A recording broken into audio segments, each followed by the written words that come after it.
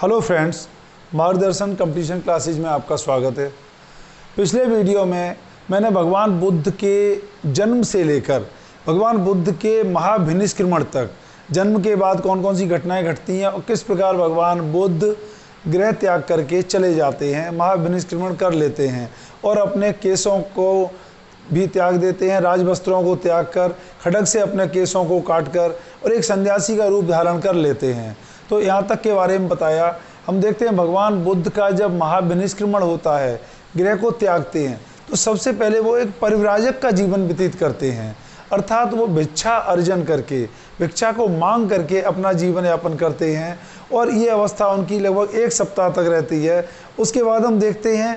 कि जब वो परिव्राजक का जीवन व्यतीत करते हैं, अनुपियन नामक एक आम्र वाटिका होती है, उसी में वो आश्रय लेते हैं और उसके बाद फिर वो क्या करते हैं कि मगध राज्य की राजधानी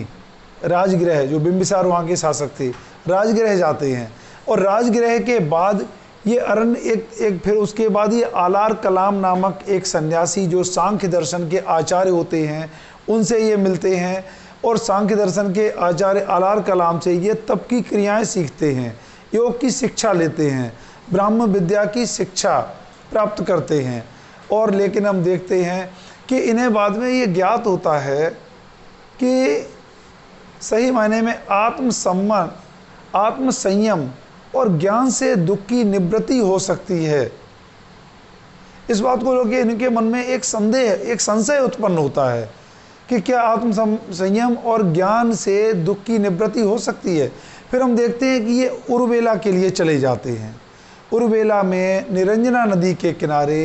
ये कठोर तप करते हैं और 5 ब्राह्मण जो होते हैं वो इनके सहयोगी होते हैं, जो ज्ञान प्राप्ति के लिए कठोर तप का आश्रय लिए हुए थे। तो कठोर तप के आश्रय में जो ब्राह्मण इनके सहयोगी होते हैं, इनके कठोर तप को देखकर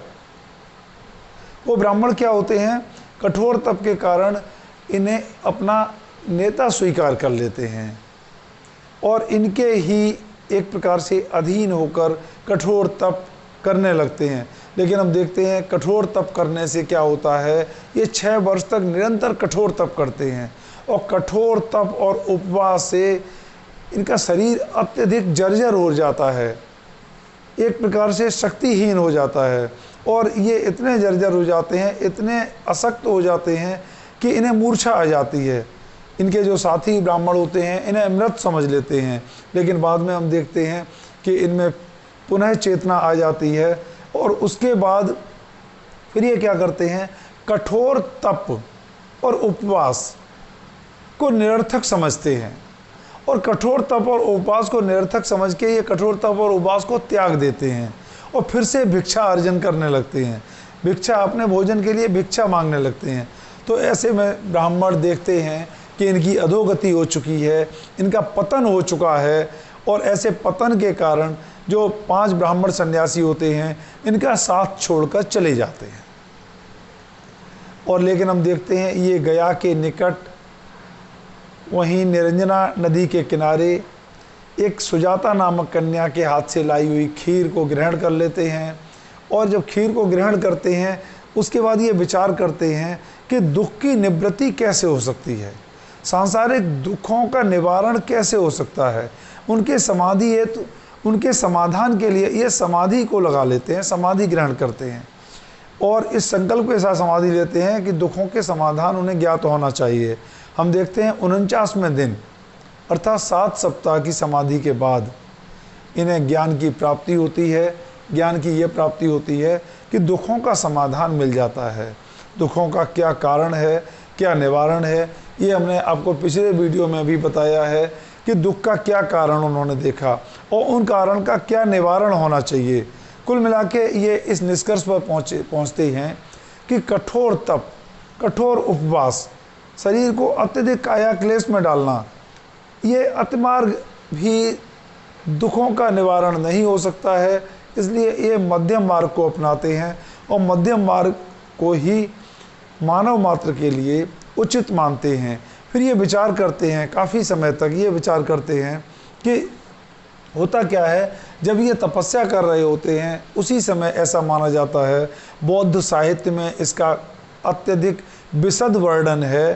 कि एक मार नामक असुर होता है। मार नामक असुर के द्वारा इन्हें तमाम तरीके से इनकी तपस्या में व्यवधान उत्पन्न किए जाते हैं, इनकी तपस्या को भंग करने का प्रयास किया जाता है, इन्हें तमाम प्रकार से प्रलोभन दिए जाते हैं, पथ भ्रष्ट करने का प्रयास किया जाता है, तमाम प्रकार से इनके सामने भ्रम उत्पन्न किए जाते हैं, भय उत्पन्न किए जाते हैं। एक बार तो इन्हें एक ऐसा संदेश दिया जाता है कि इनके राज्य पर किसी के द्वारा, शत्रु के द्वारा अधिग्रहण किया जा चुका है, शुद्धोधन को बंदी बनाया जा चुका है और इनकी पत्नी को भी बंदी बनाया गया है, और इस प्रकार के तमाम इन्हें क्लेश देने का, तमाम दुख देने का भी काम किया जाता है, जिससे ये पथभ्रष्ट हो सकें, अपनी समाधि से डिग सकें। अपने कार्य जो दुख निवारण और दुख कारण और दुख निवारण के हेतु इन्होंने जो समाधि लगाई है, समाधिस्थ हुए हैं, वो प्राप्त न हो सके, इसलिए मार नामक असुर के द्वारा इनकी समाधि में व्यवधान उत्पन्न किए जाते हैं। लेकिन हम देखते हैं कि अंततः इन्हें सत्य की अनुभूति होती है, और सत्य की अनुभूति के साथ ही ये दुख के रहस्य का इन्हें ज्ञान होता है। दुख के रहस्य का ज्ञान होता है, दुख क्यों होता है, दुख का निवारण क्या होता है, इसके बारे में मैंने पिछले वीडियो में भी आपको बताया था। अंततः फिर ये विचार करते हैं कि जो इन्होंने ज्ञान प्राप्त किया है, क्या ये सर्वसाधारण के समक्ष प्रस्तुत करना उचित होगा? क्या सर्वसाधारण इतने गूढ़ प्रश्न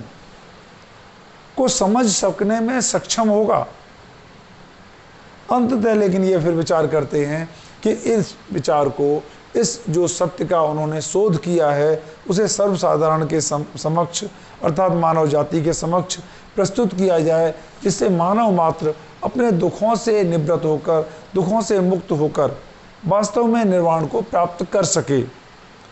अंत में परिनिर्वाण को प्राप्त कर सके। ऐसा इनका विचार था। तो इसी विचार के तहत भगवान बुद्ध ने बाद में फिर गया में जब ज्ञान प्राप्त किया है, उस स्थान को गया के निकट उसे बोध गया कहा जाता है, और यहीं पर जो सिद्धार्थ हैं वो फिर बुद्ध हो जाते हैं। इस तपस्या के बाद ही इन्हें जब ज्ञान प्राप्त होता है, इसलिए इन्हें बुद्ध कहा जाता है। और इस प्रकार से हम कह सकते हैं सिद्धार्थ की बुद्ध बनने तक की यात्रा इस तपस्या के अंतर्गत ही पूर्ण होती है। 6 वर्ष की तपस्या, कठोर तप के बाद अंततः समाधि के माध्यम से अंततः वो सत्य की खोज करते हैं। फिर हम देखते हैं कि बोध गया से ज्ञान प्राप्त करने के बाद में वो सारनाथ आते हैं, और सारनाथ में आकर अपने बिछुड़े हुए 5 ब्राह्मण साथियों को अपने सत्य ज्ञान का, जो सत्य की उन्होंने खोज की, सत्य का उन्होंने शोध किया, उसका प्रथम उपदेश प्रदान करते हैं। इस घटना के बारे में हम आपको नेक्स्ट वीडियो में बताएंगे, किस प्रकार से उन्होंने अपने सत्य ज्ञान जो प्राप्त किया, उसका उन्होंने किस प्रकार से आने वाले समय में निरंतर किस किस को उपदेश प्रदान किए, और किस प्रकार उनके अनुयायियों की संख्या अंततः बढ़ती चली गई, और उनके अनुयायी अंततः एक पंथ के रूप में, बाद में एक धर्म के रूप में संगठित होते हैं। तो हम देखते हैं, इसके बारे में हम आपको नेक्स्ट वीडियो में बताएंगे। आप मेरे इस मार्गदर्शन कंपटीशन क्लासेस चैनल को सब्सक्राइब करें, और मेरे चैनल को सब्सक्राइब करें, और मेरे वीडियो को लाइक और शेयर करें। पिछले वीडियोस को भी आप लाइक और शेयर करें। मेरी ये भगवान बुद्ध के संबंध में श्रृंखला निरंतर आगे बढ़ती रहेगी, जिससे आपको भगवान बुद्ध के जीवन से, भगवान बुद्ध के ज्ञान से जुड़ी हुई तमाम बातें निरंतर प्राप्त होती रहेंगी। तब तक के लिए धन्यवाद।